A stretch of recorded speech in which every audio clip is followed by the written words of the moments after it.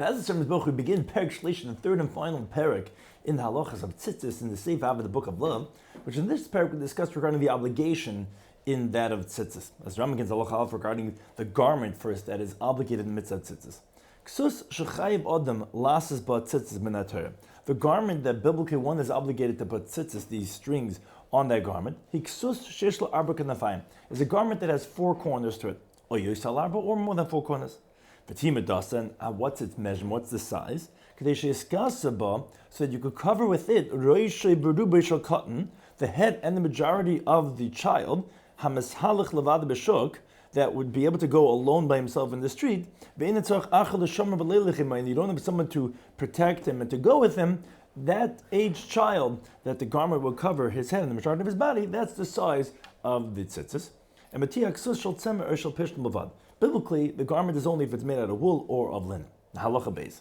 Avotalis shall shar minin, but talisim, clothes, garments of other types of material. Could go in, for example, big meshi, garments made out of silk, big tzemer geffen, garments made out of cotton, or big tzemer gemalm, or made out of camel's wool, or tzemer novim, or rabbit's wool, or shalizim, or goat's hair. Okay, it's about similar types of things. It's not biblically, but rather rabbinically obligated in mitzvah tzitzis. That one should be careful in the mitzvah tzitzis. But who, as long as shitim murabas, that it has to be four-cornered, or more than four, and that its measurement is like the measurement we said before. Because all garments I mentioned in the Torah unspecific is only made out of wool or linen. And here, since it says al kamve vigdehem, it refers to biblically only by wool and linen. Halacha gimel.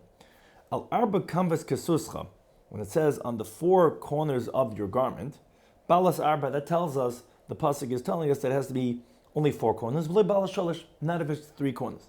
Now, imkin, if that's the case, balas arba balas chamesh. Why did you say four corner and not a five-corner garment? No, Tamalim, it says in the pasuk asher techasaba, that you should cover yourself with it, which is a ribui. It's an inclusionary terminology. Anything that you could cover with, afila balas chamesh, even the five-corner garment, or even more than that. But then the question is, why am I obligated when it's a five-corner garment, which is not four? But we're exempting that of three because it's also not four. They're both not four corners. No, the difference is in five there's four, whereas three doesn't have four. Therefore, since one is obligated when it's a five-corner garment because you can fulfill al arba kambas kesuscha, but when you make it for a five or six-corner garment, in el arba kambas, you only make it for the four corners, which are the furthest away from each other. From those five or six, but only on those four corners. Kashem says the passage in the bottom, al arba kambas kesuscha, on the four corners of your garment, not the five or the six. So although it's a five-cornered garment that you'll be obligated in, but you only put the tzitzis on four of the corners. Halacha dalt, kesus shel beged. If the garment's made out of material, of fabric, but a kunafel shel oir, but the corners are actually made out of leather, so chayevis, the garment will still be obligated because of the garments are made out of fabric. Whereas he shel oir, if let's say the garment's made out of leather, kunafel shel beged, the corners of the garment, which is where they put the tzitzis on, is made out of an appropriate material, still you're going to be exempt because the garment is she'in holchin el acher ikar. So you only go after the primary garment itself, which a garment of leather is not considered a beged because the pasuk actually says mina beged or mina or in the different pasuk. So you see that or leather is not beged. And by tzitzis, where it says asher techasaba, a person only covers himself with the primary garment. So it would go based on the primary thing, not the corners. So if the primary is the obligated, even though the corner is not like leather, it would still be chayiv, and the other way would also be true. Ksus shal shnei shutafin. If you have a garment of owned by two partners, chayeves, it's obligated in tzitzis, like it says in pasuk al kamfei vigdeim, on the corners of their garments, which is plural. Because although we brought the pasuk just before that says in the singular your garment, that's not coming to exclude that of partners. That's coming yours, it's coming to exclude, but if it's not yours, if it's borrowed. Because a borrowed cloak, is exempt from tzitzis for a period of 30 days. But from that point onward, then the person's obligated. That's rabbinically because it looks like it's his. Halacha hey, from what do you make the tzitzis strings from? So if you have a garment made out of wool, you make the white strings of it, also of woolen strings. Ukshul pishtan, if the garment's made out of linen. Oisin love inshallah, you make the white strings, chute pishtan, that out of linen strings, which is mimina from the same type as the fabric of the garment. Usharberg other garments, oisin love inshallah kol min mimina, you make every type of fabric, whatever you're making it out of, you make the tzitzis strings from the same species. For a silk garment, you make silk strings. If the garment's made out of wool, made out of the goat's hair, you make the strings out of the goat's hair. Now, if you want to make the white strings for any other type of material that you're making it from, if you want to make the strings not the same type, but rather mitem or pishtim from wool or linen, so that you could do. Those are two exceptions. Because wool and linen will exempt whether from the same type or even not from the same type. Whereas a sharmin, other types of fabrics and materials, only exempt its type of garment. It's not its same type. Will not exempt. Now, what's the halacha regarding making woolen strings, the garments made out of linen, or making linen strings, in a woolen garment? Let's say you're just making the white strings without the blue strings, because the blue strings is explicit in the Torah that you're permitted to do, even though it's klayim. So the halacha is bedin shei muter. Truth is, logic would dictate it would be permitted, because shashatnes muter tzitzis, the forbidden mixture of wool and linen, is permitted in the Torah to do it for the purposes of tzitzis. And the proof of this is because the tchelis, the blue strings that you put on, is made out of wool. And one of the garments says in the Torah, and a beged biblically is whether it's semer or pishtim. So the garment could be pishtim and linen, and the tzitzis strings of tchelis are wool. So we already know inherently that kalayim shatness is permitted by tzitzis. So why wouldn't you do the same thing regarding white strings? Because the white strings could be made from the same type. And therefore, you can make the garment that's linen with the tzitzis strings that linen. It's only the blue that has to be wool.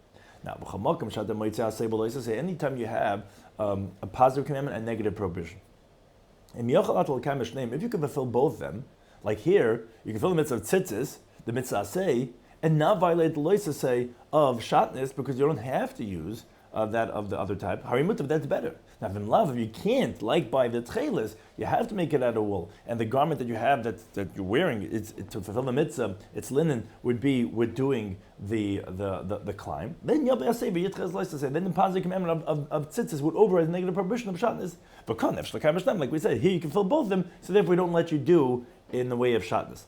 Halacha zayin, ksushal pishtan, a garment made out of linen, ein matilin ba tchelis. We actually don't allow you now to put on tchelis, which is made out of wool, which would be shatnez. All we do is we do the white strings, which we said are made out of linen also.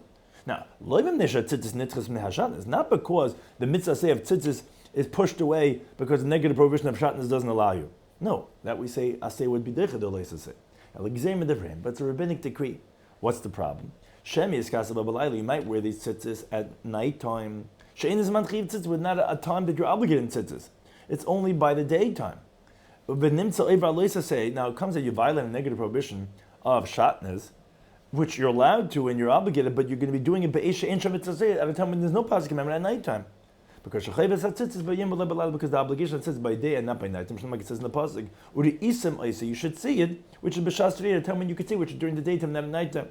Now, Basuma, although he cannot see, a blind person is chayiv b'tzitzis, is obligated in tzitzis, because although he cannot see, others see it, so it still would be included in the isim oisai, and it would not exclude that of a blind person, but it would exclude nighttime, and therefore rabbinically to say, okay, you're never allowed to wear shatnez, because you might wear it at nighttime, violating negative prohibition without fulfilling the positive commandment.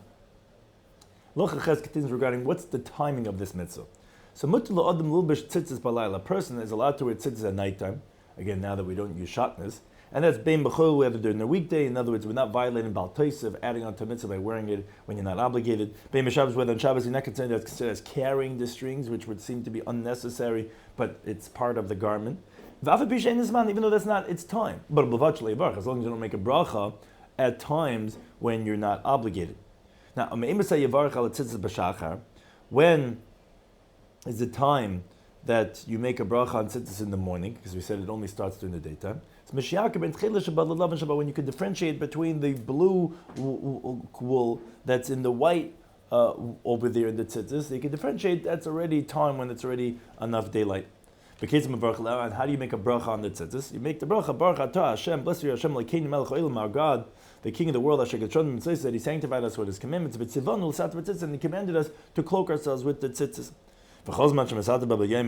As long as a person is cloaking himself with this garment during the daytime, he makes a bracha on this garment whenever it is that he puts on during the daytime before he puts it on. You don't make a bracha on tzitzis when you're making it, when you're putting it onto the garment. They should say for mitzvah, because the end of the mitzvah is not the making of it, it's actually the wearing of it, and that's when you make the bracha. Halacha test regarding that there's no sanctity in the tzitzis. You're allowed to enter with the tzitzis, to a bathroom, to a bathhouse. Now,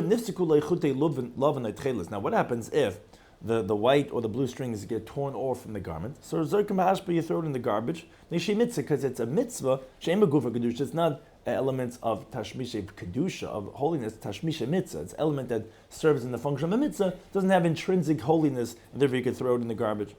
Talis mitziyatzes. Now it's forbidden to sell a talis that has the tzitzis on it, legoy, to a Gentile, until you first remove the tzitzis strings. Now, that's why the Rambam is bringing it here regarding the previous halacha. No, not because it has inherent sanctity and would be forbidden to give it to a non-Jew. It's just because he might wear it. And then he's wearing tzitzis. He looks like a Jew. A Jew is going to go and accompany him. Imagine he's a Jew. But again, he's going to kill him because he doesn't have the fear of him, and it's not going to be protected. Now, regarding the obligation of the mitzvah, so nashim avadim uketanim, women, slaves have the same halachas like women, uketanim, and children, patur min tzitzis min Torah. Biblically, they're exempt. Children because they're not by mitzvah, and women, which the slaves have the same halacha, is because the mitzvah says shas magram, it's a time-bound positive commandment which they're exempt from. But from rabbinic law, shekol cotton sheidelis atav, any child who knows how to put on the tzitzis, knows how to cloak himself in a certain way that it's supposed to be done. Chayav tzitzis is obligated in tzitzis kedei l'chancha b'mitzvahs, so that you could train him, you could inaugurate him in mitzvahs. Nashim avodim shirotzel l'sat b'tzitzis, regarding women and slaves who want to put on tzitzis, mesat from bracha, they could cloak themselves and put on the tzitzis without bracha. V'chein shar mitzvahs and also all other positive commandments that women are exempt from. If they want to do it without a blessing, we don't protest them doing those mitzvahs. Now, tumtum is someone who we don't have any clear gender of that person. Madregan has both signs of gender. They're obligated in all of them out of doubt, because they might be male and obligated. But therefore, at the same time, they cannot make a bracha, because they might not be, and therefore they'd be exempt, like women who cannot make a bracha. They do it, but without a bracha, without a blessing. How is this obligation of the mitzvah tzitzis? So it's kolod m'sheichayev lasas mitzvah. Any person that's obligated in the performance of this mitzvah, in miskas b'chsus hador letzitzis, is in a weird garment that is appropriate for putting on tzitzis. Yatalot tzitzis, he has to put the tzitzis strings on the corners of the garment. And then he cloaks himself with it. When the skasaba blade tzitzis, and he puts on the garment without tzitzis, how do you bittul mitzvah? He's nullifying the positive commandment. But regarding garments that are appropriate for tzitzis, as long as the person didn't put it on to wear, rather it's folded and it's placed in his cubby, the tzitzis is exempt from tzitzis. It's not obligation of the garment. It's obligation of the person who has the talis, who's wearing it. He has to have the tzitzis strings on that garment. Even though a person is not obligated to buy a talis, a four-corner garment, but to wear it, so that she puts tzitzis on it. It's only if he has, then he has the obligation. But it's not appropriate for a pious person that he should exempt himself from performing this mitzvah. Rather, a person should always attempt to be wearing a garment that is obligated in tzitzis, that he can fulfill this mitzvah. And during davening, for sure, a person should be careful to be wearing tzitzis. It's a great disgrace for Talmudic scholars to be davening without being cloaked with their talis. Halachi Beis concludes regarding the great ma'ila of this mitzvah. A person should always be careful in the mitzvah tzitzis Shrei HaKasav Shekala, because the pasuk equates v'talaba and suspends in it kol mitzvahs kulin, all the other mitzvahs. Like it says the pasuk in Bamidbar or the Isamai, so you'll see it. The tzitzis is chartem as kol mitzvahs Hashem, and you'll recall all the mitzvahs Hashem. So you see, it's like the equivalent and it's a reminder of all the mitzvahs, and therefore we see how great the mitzvah tzitzis is. Nigmar Hilchos Tzitzis. We have concluded halacha of tzitzis with siyata shmaya.